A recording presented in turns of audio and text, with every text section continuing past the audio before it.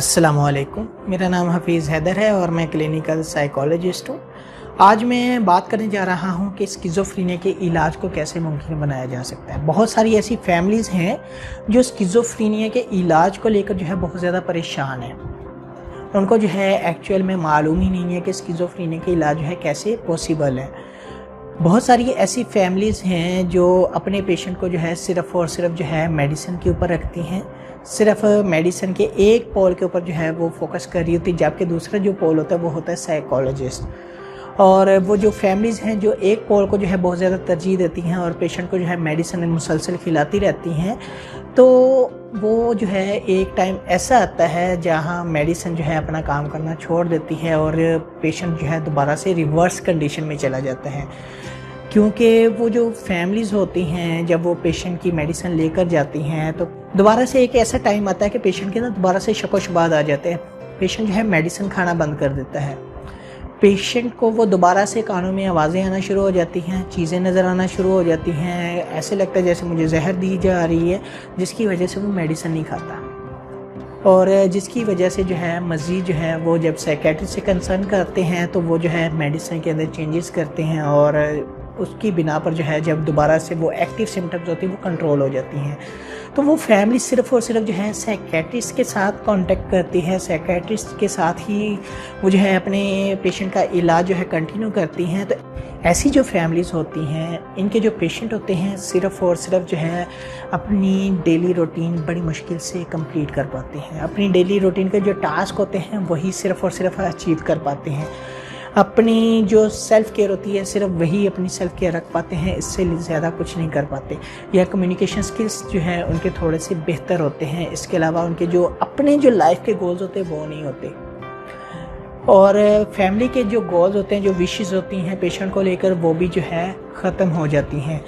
तो अगर ये फैमिलीज़ जो हैं जिनके पेशेंट को जो है स्किज़ोफ्रेनिया डायग्नोज हो जाए, तो अगर जो है ये फैमिली जो है किसी साइकोलॉजिस्ट के साथ भी कांटेक्ट करें तो साइकोलॉजिस्ट जो है थेरेपेटिक प्रोसीजर के ज़रिए सबसे पहले जो है पेशेंट की सेल्फ़ केयर के ऊपर वर्क करते हैं और इसके अलावा इनकी डेली रूटीन को मैनेज करते हैं और इसके अलावा जो है इनकी डिफरेंट गोल्स सेट कर रहे होते हैं, डिफरेंट हायरार्की बनाकर, जिसमें पेशेंट की विशेस को भी सामने रखा जाता है, फैमिली विशेस और फैमिली डिज़ायर को भी सामने रखा जाता है और पेशेंट की विलिंगनेस को भी जो है सामने रखा जाता है और उसकी स्ट्रेंथ को भी सामने रखा जाता है। और फिर जो है साइकोलॉजिस्ट डिफरेंट गोल सेट करता है और जिसकी बिना पर जो है साइकोलॉजिस्ट जो है साथ साथ मेडिसिन के जो साइड इफ़ेक्ट्स होते हैं उनको भी सामने रखता है। क्योंकि बहुत सारी ऐसी मेडिसिन होती हैं जब पेशेंट्स को दी जाती हैं उनके कुछ साइड इफ़ेक्ट्स भी जो है हो रहे होते हैं by the passage of time, तो उनको भी जो है चेक एंड बैलेंस रखता है।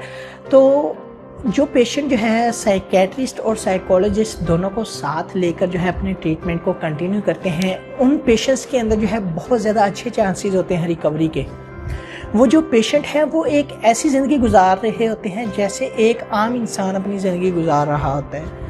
वो जो पेशेंट है जो साइकियाट्रिस्ट और साइकोलॉजिस्ट के साथ जो है लंबे अरसे तक जो है अपने थेरेपेटिक प्रोसीजर के ज़रिए और मेडिसिन के ज़रिए इलाज करवा रहे होते हैं, उनके अंदर इतनी अच्छी रिकवरी हो जाती है कि ऐसे लगता है जैसे उनको जो है कोई बीमारी है ही नहीं। क्योंकि स्किज़ोफ्रेनिया एक ऐसी बीमारी है जो लंबे अरसे तक चलती है, ये जो है मैनेजेबल है, इनको मैनेज किया जा सकता है। इसी वजह से जब साइकोलॉजिस्ट और साइकियाट्रिस्ट मिलकर जो है एक ऐसा प्लान बनाते हैं और उसके ऊपर जो है पेशेंट्स को रखकर और उस प्लान को जो है कंटिन्यू किया जाता है, जिसमें फैमिली भी साथ देती है, पीयर ग्रुप भी साथ देता है, तो वो जो गोल्स होते हैं पेशेंट के वो पेशेंट बहुत जल्दी अचीव कर पाता है। पेशेंट के अंदर एक नई एनर्जी पैदा हो जाती है और पेशेंट को जो है ज़िंदगी के मकासद जो है सामने नज़र आना शुरू हो जाते हैं।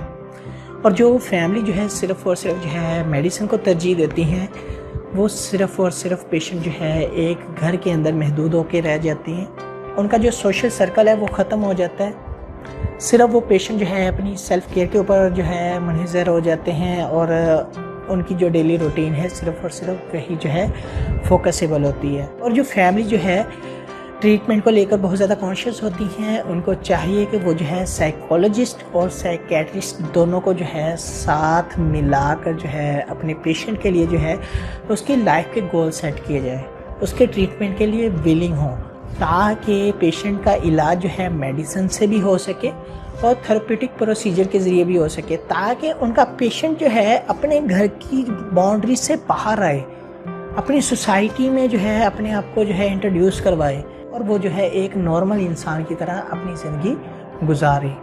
तो इसीलिए जो है साइकेट्रिस्ट और साइकोलॉजिस्ट का जो है इलाज में जो है बहुत ज़्यादा अहम रोल होता है। इसीलिए फैमिलीज़ को चाहिए कि वो जो है अपने पेशेंट के इलाज के लिए जो है दोनों को साथ लेकर चलें। तो उम्मीद करता हूँ आप लोगों को मेरी ये वीडियो अच्छी लगी होगी। अगर अच्छी लगी है तो काइंडली लाइक कीजिएगा, शेयर कीजिएगा और इस चैनल को ज़रूर सब्सक्राइब कीजिएगा। ओके, अल्लाह हाफिज़, अल्लाह निगहबान।